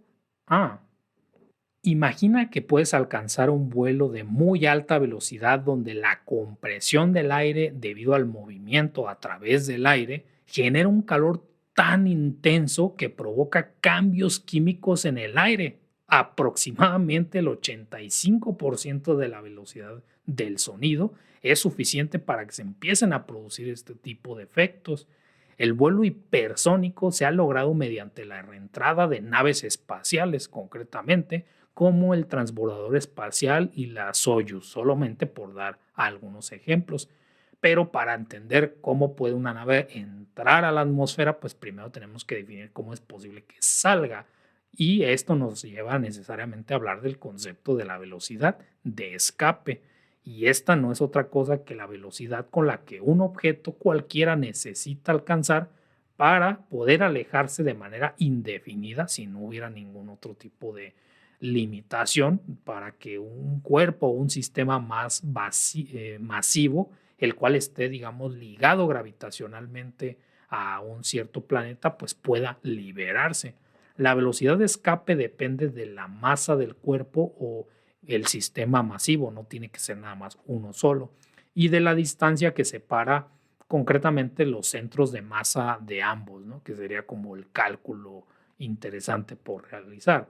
Notablemente, la velocidad de escape no depende de la masa del móvil que escapa, solo de la masa de la cual pretende escapar. Tampoco depende de la dirección del lanzamiento, como se muestra en una deducción en términos puramente energéticos. O sea, es algo que cualquier estudiante de física puede pues calcular, ¿no? Muy al inicio. En el caso de la Tierra, la velocidad de escape media desde el nivel del mar es de aproximadamente pues 11,19 kilómetros, no por hora, sino por segundo, o sea que es bastante grande, lo que equivale a unos 40.280 kilómetros por hora. Wow, bueno, a esto se le conoce como velocidad de escape de la Tierra, ¿sí? Cada planeta, cada objeto tendría diferentes velocidades de escape. La velocidad de la Luna, por ejemplo, sería de 2,38 kilómetros por segundo, mientras que desde Marte serían 5,03 kilómetros por segundo y desde la superficie del Sol 325, que es la de la luz, porque bueno, pues no sé, te desintegrarías, ¿no? Supongo que es la única manera de escapar si ya estás en la superficie del Sol. Pero bueno, ya hablando en serio, no, son 617,7 kilómetros por segundo, en teoría. El concepto de velocidad de escape, tal como se ha definido, no es aplicable al cálculo de la velocidad inicial o de lanzamiento. Esa es una distinción importante, ¿no? Porque, bueno, los objetos que se mueven bajo la influencia de otras fuerzas que favorecen su movimiento, por ejemplo, la propulsión o las que se oponen a este tipo de movimiento, pues también tienen que tomarse en cuenta. Pero sí, cuando estas otras fuerzas están ausentes, tal y como sucede en la situación habitual de naves sin propulsión por encima de la atmósfera, pues esto aplica. En la astronáutica, en cualquier caso, la velocidad de escape rara vez es la velocidad objetivo hasta la cual deben acelerarse las naves para surcar el espacio. Se trata de un límite superior al intervalo de velocidades que es necesario alcanzar una vez fuera de la atmósfera para iniciar pues ya un viaje espacial. Pero ¿cómo es que se ha logrado llegar a tales velocidades si ya hemos visto que ha sido relativamente complicado siquiera emprender el vuelo? Analicémoslo. Más o menos todo mundo puede tener una noción de lo que es un motor, pero ¿qué es una turbina? A ver, esta fue inventada en 1884 por Charles A. Parsons, hijo de un aristócrata científico, lo cual pues supongo que ayudó bastante, ¿no? La turbina revolucionó la navegación y la generación de energía eléctrica porque, no solamente tiene que ver con la capacidad de volar. Una turbina es el nombre genérico que se da a la mayoría de las turbomáquinas motoras. Estas son máquinas de fluido a través de las cuales pasa precisamente un fluido de forma continua y este le entrega su energía cinética a través de un rodete con paletas o álabes. Es un motor rotatorio que convierte en energía mecánica la energía cinética de una corriente que puede ser, por ejemplo, de agua, vapor de agua o gas. El elemento básico de la turbina es la rueda o rotor, que este cuenta con palas, hélices, cuchillas o cubos incluso, colocados alrededor de su circunferencia, de tal forma que el fluido en movimiento produce una fuerza tangencial que impulsa la rueda y la hace girar. O sea, el fluido pasa y la rueda se mueve, ¿sí? Energía cinética a energía mecánica. Esta energía mecánica se transfiere a través de un eje para proporcionar el movimiento, por ejemplo, de una máquina, de un compresor o un generador eléctrico, incluso también una hélice. Las turbinas constan de una o dos ruedas con paletas, que son los que se denominan el rotor o el estator. Hasta el momento, la turbina es uno de los motores más eficientes que existen, y eso que estamos hablando del 50%, así que te imaginarás la eficiencia de otro tipo de sistemas. con respecto a los motores de combustión interna y hasta algunos motores eléctricos. Ya en los años 20, unos inventores, que pues entre ellos uno se apellidaba Tyson, patentaron una turbina de combustión interna a la que le atribuyeron un rendimiento termodinámico del 31%, pues para que nos demos una idea. Entonces el término turbina suele aplicarse también por ser el componente principal al conjunto de varias turbinas conectadas a un generador para la obtención de energía eléctrica. Las turbinas pueden clasificarse en dos subgrupos principales, ya sean las hidráulicas y las térmicas. Las hidráulicas son aquellas cuyo fluido de trabajo no sufre un cambio de densidad considerable a través de su paso por el rodete o el estator, y estas son generalmente, aunque no exclusivamente, pues que utilizan agua, siendo estas las más comunes, pero igual se pueden catalogar como turbinas hidráulicas a los molinos de viento o los aerogeneradores, mientras que las térmicas son aquellas cuyo fluido de trabajo sufre un cambio de densidad considerable a través de su paso por la máquina. Bueno, si estas son las turbinas, pues seguramente también has escuchado el concepto de jet. Pero, ¿qué es lo que es un jet? Un motor de reacción es un tipo de motor que descarga un chorro rápido que genera un empuje mediante la propulsión precisamente de este chorro. Aunque esta amplia definición puede incluir tanto cohetes, chorros de agua y la propulsión híbrida, el término motor de chorro sería como la traducción, o bueno, digámosle jet, suele referirse a un motor de reacción de combustión interna que pues requiere de aire, como un turborreactor, un ramjet o un chorro de pulso esencialmente. En general, los motores a reacción son motores de combustión interna. Los motores o de chorro, o ya vamos a llamarles jets de aire, normalmente cuentan con un compresor de aire giratorio accionado por una turbina. Entonces, pues también están relacionados con este tipo de tecnologías. Y con la energía sobrante, pues se proporciona un empuje a través de lo que se denomina tobera de propulsión. Proceso conocido, por cierto, para quien quiera saber más información, como ciclo termodinámico Brayton o Brayton. Los aviones a reacción utilizan este tipo de motores para los viajes de larga distancia. Así que, pues, los primeros aviones a reacción utilizaban motores turborreactores que eran relativamente ineficientes para el vuelo subsónico. La mayoría de los aviones a reacción subsónicos modernos utilizan motores turbofan de alto bypass más complejos, que bueno, también son tecnicismos, ¿verdad? Pero la idea principal es que estos proporcionan mayor velocidad y mayor eficiencia en el combustible comparado con los motores que tenían pistón y hélice en las largas distancias. Algunos motores de respiración de aire hechos para aplicaciones de alta velocidad utilizan el denominado efecto RAM, también lo vamos a dejar de tarea, pero en lugar de un compresor mecánico se utilizaba pues este efecto.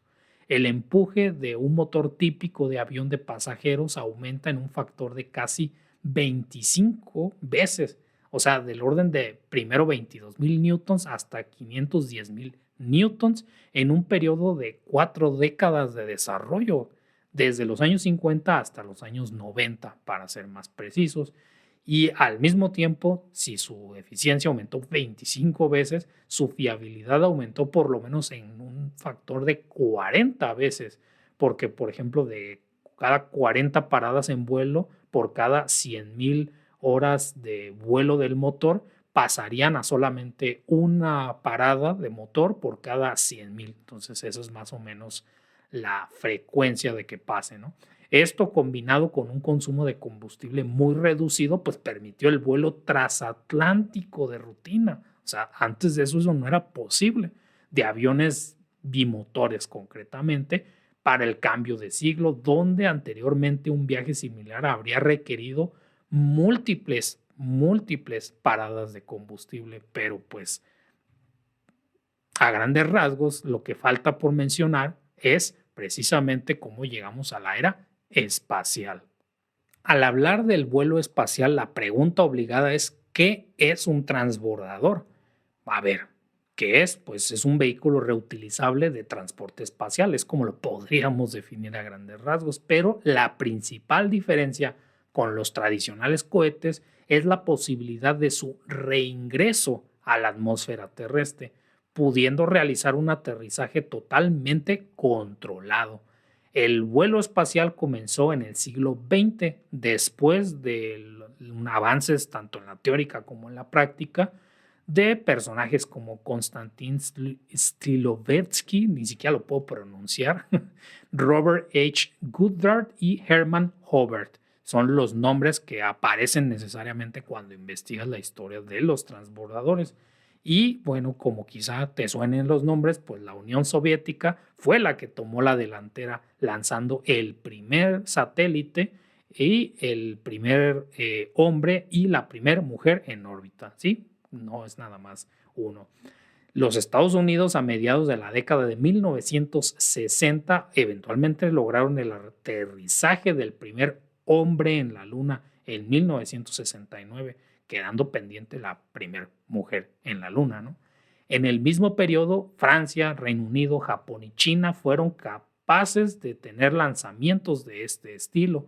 Tras el final de la carrera espacial, como se le conoce a este periodo de desarrollo, los vuelos espaciales se han caracterizado por pues, una mayor cooperación internacional, un acceso más barato a la órbita terrestre baja y una expansión de las empresas comerciales. China, por su parte, ha surgido como la tercera nación con capacidad para lanzar misiones tripuladas independientes y eventualmente, pues a partir del año 2020, empresas como SpaceX, que seguramente has oído mencionar, se convirtió en el primer operador comercial en lanzar con éxito una misión con tripulación a la Estación Espacial Internacional.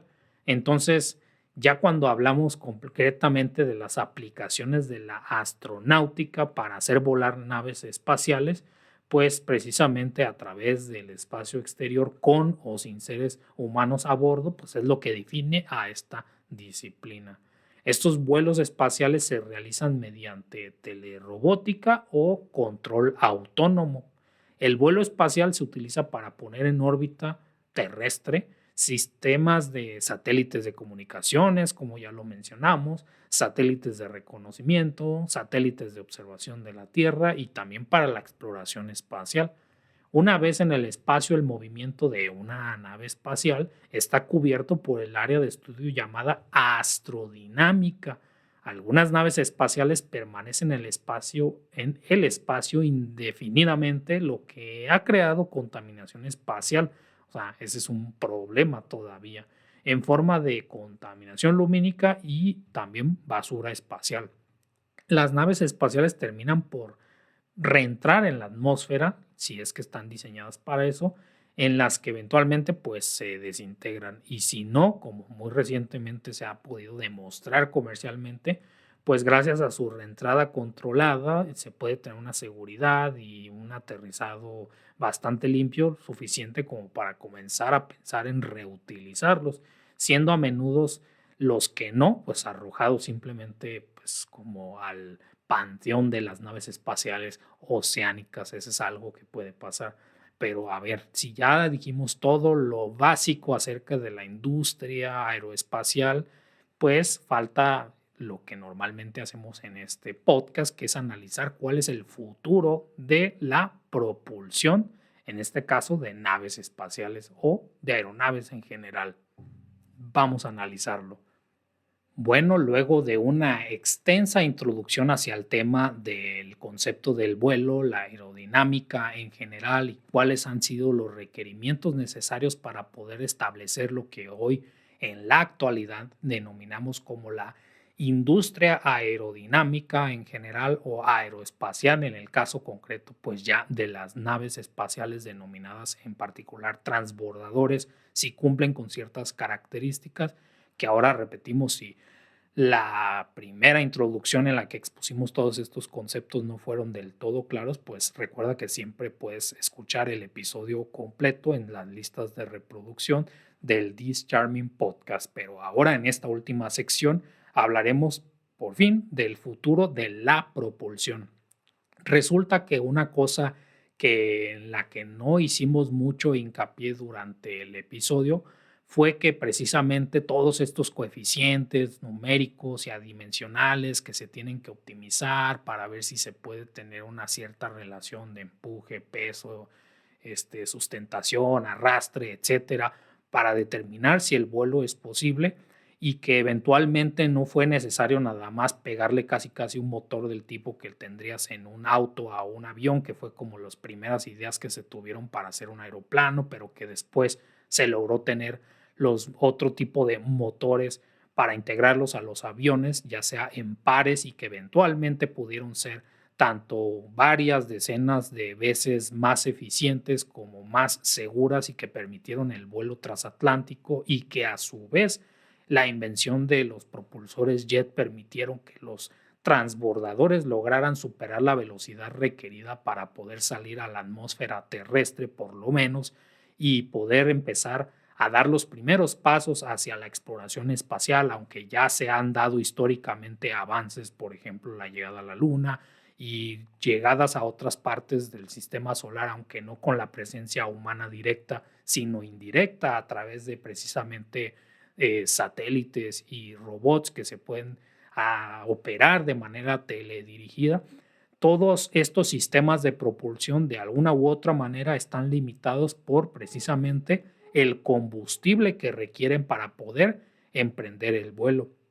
Y mencionamos precisamente que al considerar el peso del combustible, pues es un poco más complicado el análisis, ya sea de manera analítica en su momento, a lo mejor en un principio con ciertas aproximaciones, pero que en la actualidad y para el futuro, afortunadamente analizadas mediante simulaciones computacionales, pues hay varias cosas que se tienen que tomar en consideración, como la diferencia de las distintas condiciones termodinámicas del medio por el cual se está propagando, al menos en la etapa aerodinámica, mientras todavía se está en la atmósfera, que pues intervienen en las diferentes eficiencias del mecanismo de vuelo, pero pues sin duda alguna el peso del avión no necesariamente primordialmente, pero es una componente muy importante, pues el combustible que tiene que cargar, ¿no?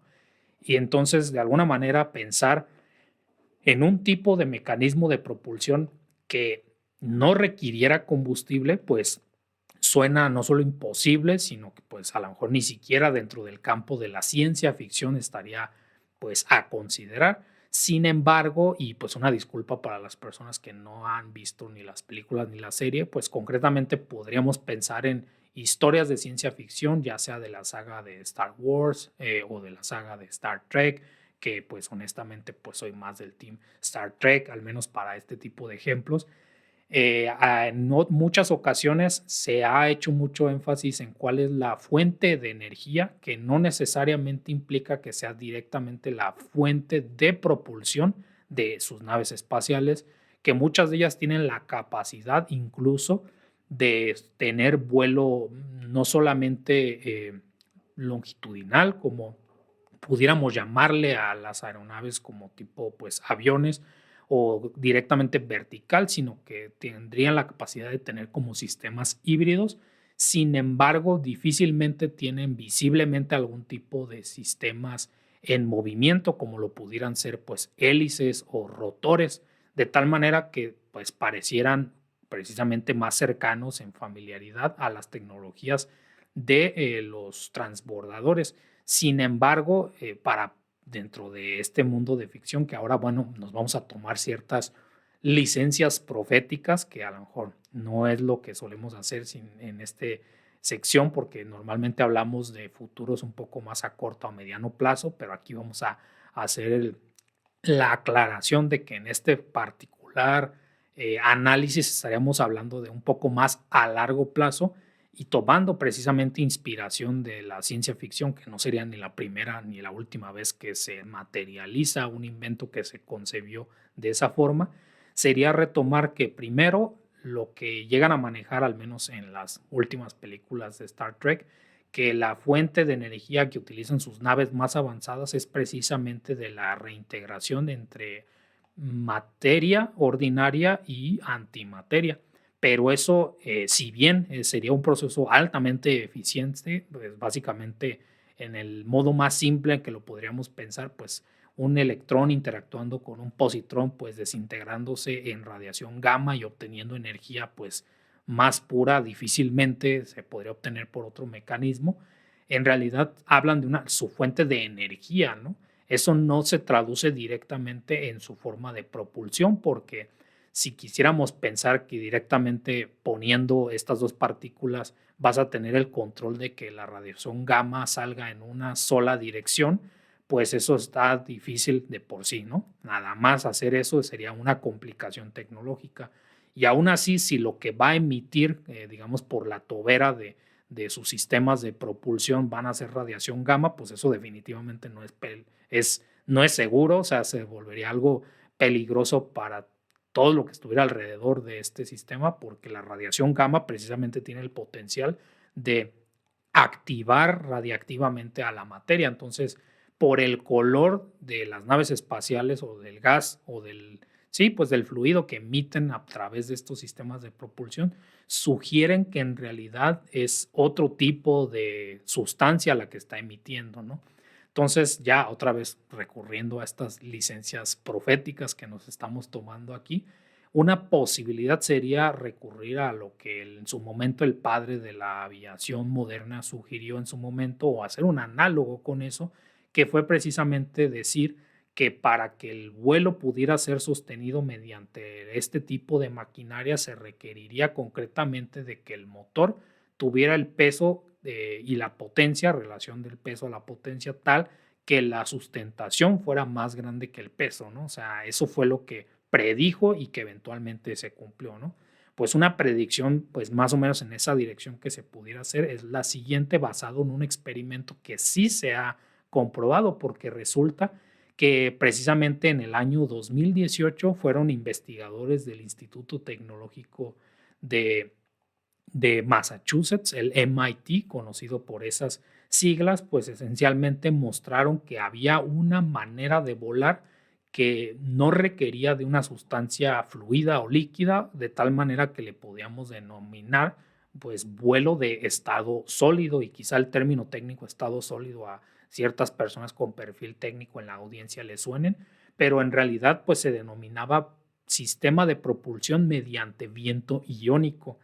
Y esto también suena como ciencia ficción, pero es completamente un experimento que ya se llevó a cabo, y en realidad pues un prototipo que pudiéramos llamar de juguete de unos cuantos centímetros, se demostró que como sin tener partes móviles directamente, hélices, alas o rotores, y sin tener también concretamente pues algún tipo de combustible, que pues una batería no la estaríamos incluyendo pues como combustible o una fuente de electricidad.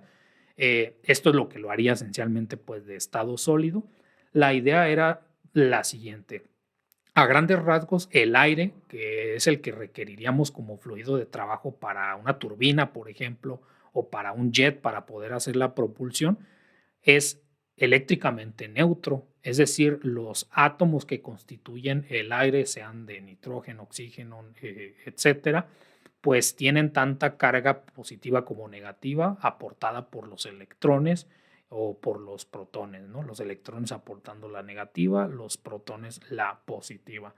Pero si se dan las condiciones, se puede hacer lo que se denomina la ionización del aire, es decir, separar las cargas eléctricas de los átomos, o bueno, depende de la perspectiva desde la cual lo analices, pues también puedes extraer el núcleo de los electrones, ¿no? Pero normalmente decimos que los electrones son los que se despegan del átomo, haciendo de manera efectiva que haya una distribución ahora de carga positiva y negativa en el aire.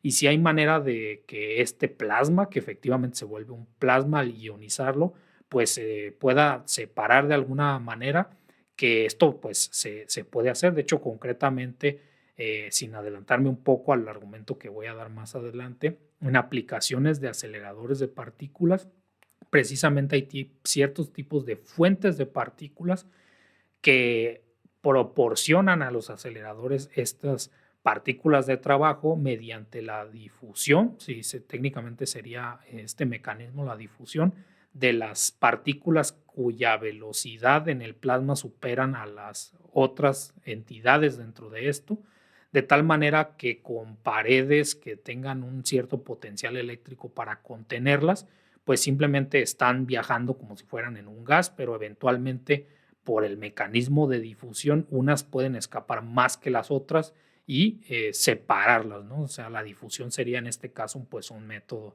de separación. Si algo así sucede con el aire concretamente, eh, lo que se puede hacer es utilizando una fuente de energía para producir, por ejemplo, en una primera instancia, un campo electrostático, un campo eléctrico más específicamente, pues puedes comenzar a acelerar el viento. Y si en este sistema haces el análisis de fuerzas, pues según la dirección en la que se produzca la aceleración, pues también se va a producir un impulso. De hecho, en los aceleradores este tipo de impulso también se toma en cuenta, pero como están en dispositivos pues, que son bastante pesados, estamos hablando de ciertas toneladas, pues si bien se contempla en los análisis, pues no es como que se va a levantar o ir de lado o sumir el acelerador, ¿no? O sea, simplemente altera las trayectorias de las partículas y se debe de tomar en cuenta, ¿no? Pero es esencialmente la tercera ley de Newton en este caso. Ya cuando todo eso se contempla, pues lo que hicieron en el MIT pues fue precisamente acelerar el gas que sería la atmósfera, que sería un plasma, que es lo que permite hacer este impulso, suficiente para que obviamente una nave, un avioncito muy, muy, muy, muy ligero, avances que también precisamente en la ciencia de materiales habrían posibilitado este experimento, pues mostraron cómo a pesar de que la sustentación era pues muy pequeña para la cantidad de energía que se podía contener en el avioncito, pues era suficiente para poder mantener el vuelo, no tanto así como pensarías un dron, ¿no? De alta velocidad, sino casi, casi en recuerdo que es algo así como en un salón para jugar básquetbol o algo así por el estilo, pues de lado a lado, pues el avioncito pues puede sostenerse en el vuelo por cierto tiempo y técnicamente está volando, ¿no? Entonces fue la primera demostración de vuelo mediante el viento iónico, ¿no? Ahora, ¿por qué estoy diciendo que tiene que ver con la parte de naves espaciales tipo Star Trek y este avance que sí es algo ya concreto por el MIT y que seguramente solamente es desconocimiento mío, pero habrán habido otro tipo de avances en otras instituciones o en la misma institución? Pues la idea es la siguiente, ¿no?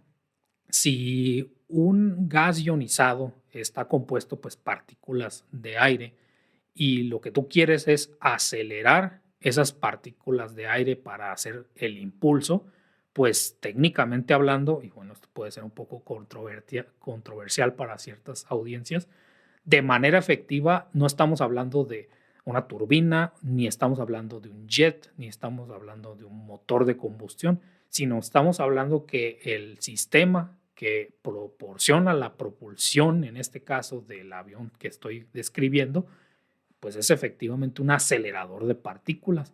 Sin embargo, no entra dentro de la clasificación moderna de acelerador de partículas porque un acelerador de partículas moderno no utiliza campos estáticos como lo estamos describiendo aquí, sino que utiliza radiofrecuencia para poder transferir energía a las partículas. Y para lograrlo, usualmente, pues si buscas cualquier imagen de un acelerador de partículas, por lo menos de baja energía, como lo sería uno lineal, un LINAC, que es como le denominamos, vas a encontrarte con un dispositivo que puede ser de unos cuantos, varios metros de largo y quizá hablemos de unas cuantas toneladas de peso, entonces pues evidentemente no le vas a cargar un acelerador de partículas de ese tipo a un avioncito como este que estamos describiendo. Sin embargo, si se puede hacer, de hecho pues se puede hacer el análisis de cuánta sustentación se requeriría obtener para compensar el peso, aunque pudieras explorar otro tipo de materiales, que como paréntesis eso está un poco complicado, porque para poder contener la radiofrecuencia que le dé este impulso se requiere normalmente pues tener condiciones de conducción. Las típicas están hechas de material como de cobre, que eso es un conductor normal, pero también típicamente se pueden tener materiales superconductores que termodinámicamente son más complicados de mantener en estabilidad y que precisamente requerirías de otros fluidos de trabajo solamente para mantener la criogenia de este tipo de dispositivos.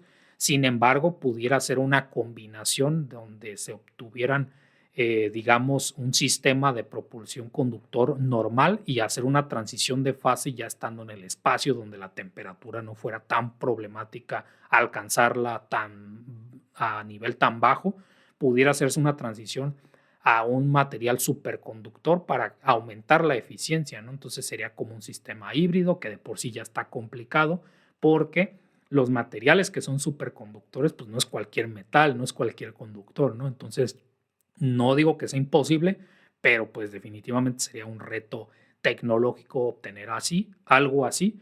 Y la otra posibilidad sería que pues a fin de cuentas lo que te interesa de la superconducción y se tiene bastante caracterizado, pues es la superficie interna de la cavidad y hasta cierto punto pues se sabe qué grosor tendría que tener para que la radiación que está contenida, que es la que le transfiere energía a las partículas, sea suficiente para pues no aumentar la temperatura y etcétera. Entonces, quizá avances en cómo se pueda hacer por deposición de gases metálicos sobre la superficie interna de algún otro tipo de estructura que proporcione la suficiente solidez para mantener en operación un acelerador, pero aún así sea liviano, que recordemos que típicamente cuando se diseña un acelerador, pues no se busca que sea liviano porque va a estar normalmente en el piso de un búnker, entonces pues como que a optimizar el peso para hacerlo más liviano no ha sido necesariamente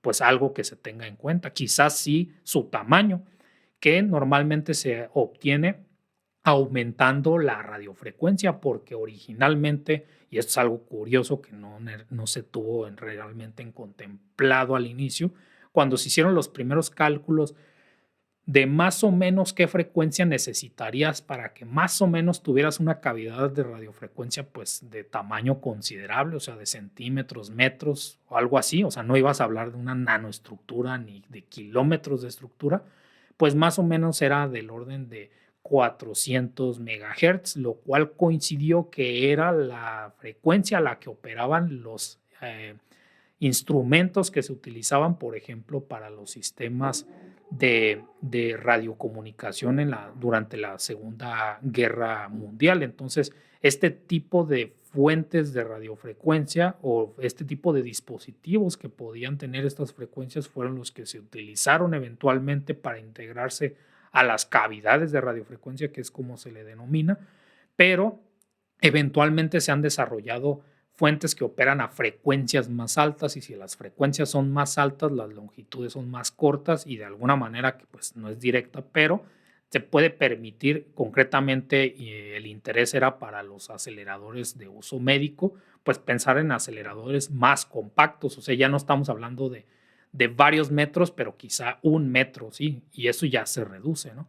Entonces, el problema aquí sería pues cómo obtener precisamente una fuente de energía suficientemente potente para ser de fuente de energía para este tipo de propulsores, porque básicamente lo que estamos proponiendo es que este tipo de naves espaciales lo que tienen para propulsarse o para hacer la propulsión son efectivamente aceleradores de partículas que en una primera etapa ionicen el aire para poder salir de una atmósfera dada y en condiciones de que no exista una atmósfera, pues tener otro fluido de trabajo, quizá directamente pues electrones, ¿no? Entonces el problema se traduce no en si se puede o no tener un acelerador para impulsarse, sino en si se es capaz de montar en el dispositivo una fuente de energía altamente densa que pues presumiblemente tendría que ser de una naturaleza nuclear, como precisamente ciertas naves ya del universo de Star Trek lo han planteado, ¿no?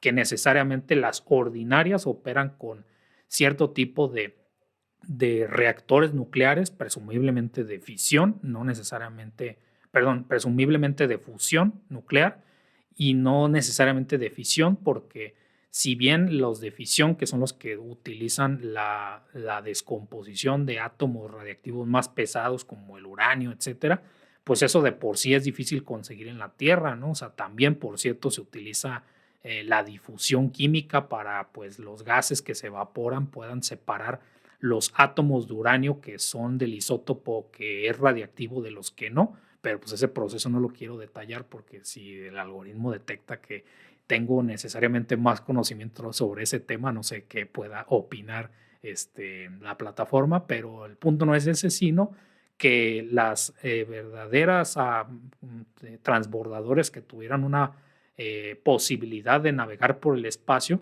muy posiblemente pues fueran de fusión nuclear, es decir, utilizando hidrógeno como fuente de energía, no de propulsión, sino solamente de energía, porque pues precisamente el hidrógeno es el elemento más abundante del universo, entonces haría más sentido tener una nave espacial que presumiblemente pudiera tener estos mecanismos de propulsión que pueda utilizar ya estando en el espacio, pues básicamente un sistema de recolección de hidrógeno que pues lo concentre, haga lo que tenga que hacer con ese hidrógeno para poder tener activado el reactor de fusión nuclear y este reactor de fusión nuclear pues que sea lo que te permita activar y regular cuánta propulsión se obtiene de los aceleradores de partículas. Entonces, pues eso es lo que podía mencionar o lo que hasta donde mi imaginación y creatividad me permitió ver hacia dónde se pudiera dirigir el futuro de la propulsión y espero que al menos este análisis que seguramente pues tiene varios puntos débiles que no he considerado, pero que estaré más que feliz de tomarlos en cuenta leyendo los comentarios en YouTube. Y si solamente nos estás escuchando a través de las plataformas de podcast, pues bueno, al menos puedes acudir a las plataformas donde sí puedes dejar tu comentario porque me interesaría saber tu opinión, más si estás considerando o estás ya trabajando dentro del área de la aeronáutica, ¿no? Que pues seguramente el tema del futuro de esta industria, tanto la aeronáutica como la astronáutica, pues pueda ser de tu interés y estaré más que feliz de intercambiar este tipo de conocimientos. Entonces, pues yo fui Marco Alan Valdivia García, soy físico de aceleradores de partículas, divulgador científico en This Charming Quark y pues gracias por tu atención y hasta la próxima. Chao, chao, chao.